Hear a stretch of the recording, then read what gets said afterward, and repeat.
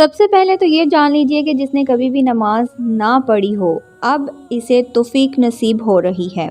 वो इन क़ज़ा नमाज़ों को पढ़ना चाहता है, तो जब से वो बालिग हुआ है उस वक़्त से नमाज का हिसाब लगाए। सालों की नमाज़ें इसकी क़ज़ा हैं, इन तमाम नमाज़ों को अदा करना चाहता है, लेकिन इसे तारीख़ याद नहीं। इसे मालूम नहीं कि कब वो बालिग हुआ था। तो फ़ुक़हा कराम फरमाते हैं कि एहतियातन इसमें है कि अगर औरत है तो फिर 9 साल से, और अगर मर्द है तो फिर 12 साल से हिसाब लगवाए, और फिर इस हिसाब से जितने सालों की नमाज क़ज़ा इसके ऊपर हैं, इन तमाम नमाज़ों को अदा करे। और दूसरी बात ये भी याद रखने की है कि क़ज़ा नमाज हर रोज़ की 20 रकात होती है, यानी क़ज़ा नमाज में सुन्नतें और नफ़लों की क़ज़ा नहीं होती, सिर्फ़ फ़र्ज़ और वितर की ही क़ज़ा की जाएगी। यानी फ़जर की 2 फ़र्ज़, ज़ोहर की 4, असर की 4, मगरिब की 3, इशा की 4 फ़र्ज़ और 3 वितर इनकी क़ज़ा की जाएगी। इसके अलावा बाकी जो सुन्नतें और नवाफ़िल हैं, इनकी क़ज़ा नहीं की जाएगी। और क़ज़ा नमाज़ों की नियत कैसे करनी है? नियत कहते हैं दिल के पुख्ता इरादों को, लेकिन अगर ज़ुबान से कहना चाहें तो फिर इस तरह से भी कहा सकते हैं कि मैं नियत करती हूँ सबसे पहले क़ज़ा होने वाली फ़जर नमाज की, वास्ते अल्लाह ताला के मुँह खाने काबा की तरफ, अल्लाहु अकबर।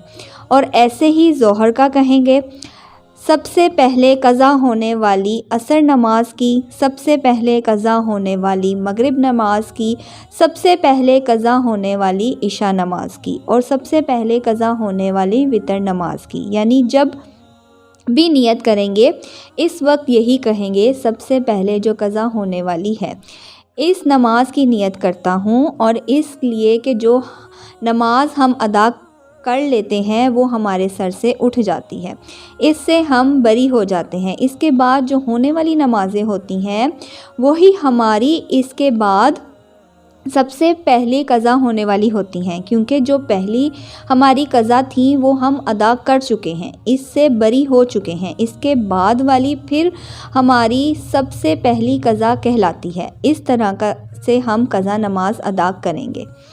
तीसरी बात यह है कि अगर किसी की कसरत नमाज़ें क़ज़ा हो चुकी हैं, अब इस बारे में फ़ुक़हा कराम बयान करते हैं कि बेहतर तो ये है जिस तरह नमाज पढ़ी जाती है इसी तरह मुकम्मल नमाज पढ़ें। लेकिन अगर किसी की बहुत ज़्यादा नमाज़ें क़ज़ा हो चुकी हैं तो इसके लिए तदफ़ीम है। तदफ़ीम क्या है?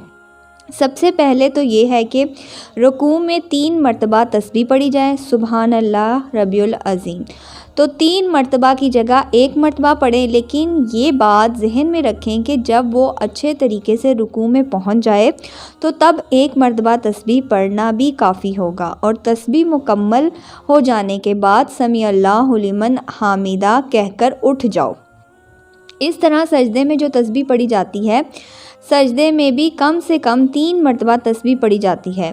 तो सजदे में भी 3 मरतबा की जगह 1 मरतबा तस्बीह पढ़ लें तो ये सजदा हो जाएगा। मतलब ये कि हर रुकू और सजदे में सिर्फ़ 1 मरतबा तस्बीह पढ़ें तो काफ़ी होगा। एक तो तदफ़ीम ये है। दूसरी, जिस तरह 4 रकात फ़र्ज़ नमाज पढ़ रहे हैं, यानी ज़ोहर के हैं, असर के हैं, या इशा के हैं, या मगरिब के हैं, 3 फ़र्ज़ हैं। इनमें यह है कि तीसरी और चौथी रकात में सूरत फ़ातिहा पढ़ी जाती है। लेकिन अगर किसी के बहुत ज़्यादा नमाज़ें क़ज़ा हो चुकी हैं तो इसमें यह है कि सूरत फ़ातिहा की जगह 3 मरतबा सुबहान अल्लाह पढ़ लें, यानी सुबहान अल्लाह सुबहान अल्लाह सुबहान अल्लाह, ये पढ़कर रुकू में चले जाएं। दूसरी ये है कि दूसरी क़ज़ा नमाज में जब नमाज ख़त्म हो तो पढ़ते में अत्तहियात मुकम्मल करने के बाद दुरूद पाक पढ़ा जाता है। दुरूद पाक के बाद दुआ पढ़ी जाती है। इसमें भी यह है कि आखिरी दम तक पढ़ें। बाद में दुरूद और दुआ पढ़ने की जगह सिर्फ इतना पढ़ ले, यानी इतने दुरूद पाक के कलमात पढ़ ले, अल्लाहुम्मा सल्ले अला, ये तीसरी तदफ़ीम है।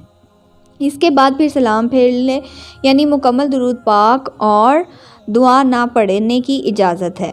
इस शख्स के लिए भी कसरत तादाद में नमाज़ें क़ज़ा होनी हो। और चौथी ये है कि जो नमाज़ें वितर है इसमें तीसरी रकात में सूरत ज़रूर मिलाएं। फ़र्ज़ों में तीसरी और चौथी रकात में सूरत की जगह 3 मरतबा सुबहान अल्लाह पढ़ लेना काफ़ी है, लेकिन वितर की जो नमाज है इसमें 3 रकात में सूरह फातिहा भी पढ़ी जाएगी और दूसरी सूरतें भी पढ़नी चाहिए। अब अल्लाहु अकबर कहकर दुआए कनूत भी पढ़ी जाती है, लेकिन दुआए कनूत की जगह अगर वो रब्बा गफिरनी रब्बाना गफिरनी रब्बाना गफिरली 3 मरतबा पढ़ लेगा, ये फिर 1 मरतबा पढ़ कर रुकू में चला जाए तो तब भी इसकी नमाज बिल्कुल दुरुस्त है। तरीके से क़ज़ा नमाज़ों के लिए इस तस्लीम के साथ अगर नमाज़ पढ़ेगा तो आपकी जो बहुत ज़्यादा नमाज़ें क़ज़ा हो चुकी हैं वो जल्द अदा हो जाएंगी।